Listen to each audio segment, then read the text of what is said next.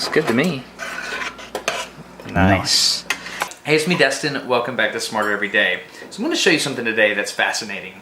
If you take a normal piece of dry spaghetti, you can do this in your home, and you bend it right up until the point it breaks, it doesn't do what you think it should. It doesn't break into two pieces, it breaks into three. It happens almost every time. You see that? That broke out of the middle. Today on Smarter Every Day, we're going to wait till the kids finish their dinner, and then we're going to break out the Phantom V1610 and record this at 250,000 frames per second. And we're going to unravel the secret of why spaghetti shatters the way it does. You're getting smarter every day. If you haven't already run to the kitchen, do that now. Grab spaghetti and goggle up, because science is about to happen. One at a time, grab a noodle on both ends and bend it until it breaks. You'll notice that the majority of the noodles break into more than two pieces. Now, you might not think this is a big deal, but it's a really big deal. You see, it's really easy to understand why bending a rod makes it break into two pieces. The bottom is in compression and the top is in tension. When the tension on the top exceeds the maximum allowable tensile stress, it rips it in half and you're left with only two pieces of the rod left. So why is spaghetti different? Something else is happening here. The simple act of snapping spaghetti has stumped brilliant scientists for years, including Richard Feynman, who, as you might know, was on the theoretical physics team during the Manhattan Project and also won a Nobel Prize for Physics in 1965.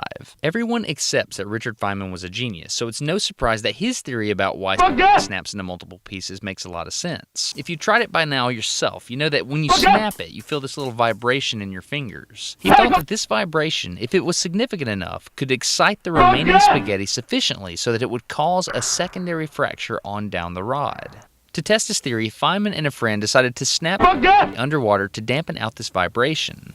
They were surprised to find out that when they snapped it underwater, it still seemed to break into multiple pieces. So here we are. If a smart dude like Richard Feynman can't figure this out, what chance do we have? I looked all over the internet, and the fastest research imagery I could find was 4,000 frames per second. So in order to further science, we're going to start out at least 18,000 frames per second, which surely should tell us something, right?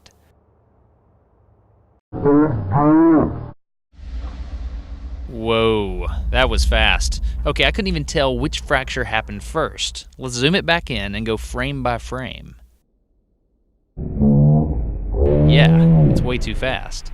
Both fractures happen at what seems to be the same time. Let's look at another piece that breaks up even more and see if it sheds some light into what's going on here. What? It's like all the fracture points are happening at the exact same time, which is crazy because we're well below a millisecond timescale here. I'm not really sure what the researchers were seeing at 4,000 frames per second, but I'm not seeing it. So let's bump this thing up to 40,000 frames per second, which is 10 times faster than any research paper I've read.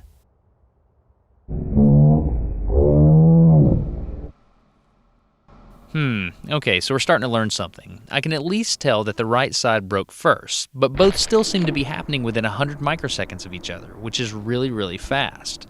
Also, let's start to watch the rotation direction of the broken pieces. Let's watch another one and see if vibration has anything to do with that second fracture.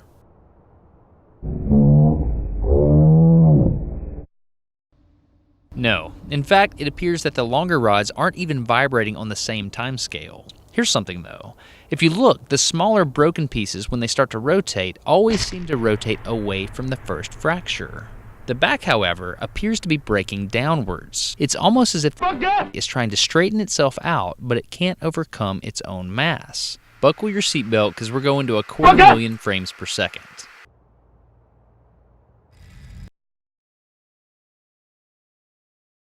Man, we had to go way faster than I thought we would to get this answer, but there it is. I mean, it's not vibration. It's the curvature of the spaghetti as it straightens out. Think about it this way. The entire rod is under torque, right? Because of this torque, it bends in a curve. And when a break occurs, the side near the break is now free from torque. But there's still this counter torque built up in the rod. So it starts to straighten itself out from left to right, rotating up and straightening out along the way. Because the on the left is already straightened out and the on the right is still curved, the point where they meet is now even more curved, which causes the to bend beyond the minimum failure radius. This results in a fracture. It's like one side doesn't get the message fast enough. If the whole rod were to release at one time, it'd be fine, but it doesn't. It breaks itself apart along the way. Every time you have a new break, the process starts all over again. This physical phenomenon is called a cascading fracture. So there you go. The secret of snapping Spaghet is not just a party trick. The next time you boil Spaghet, be careful, because you are about to explore the very edge of scientific knowledge. I hope this video earned your subscription. If not, just enjoy this confused Spaghet. Thanks.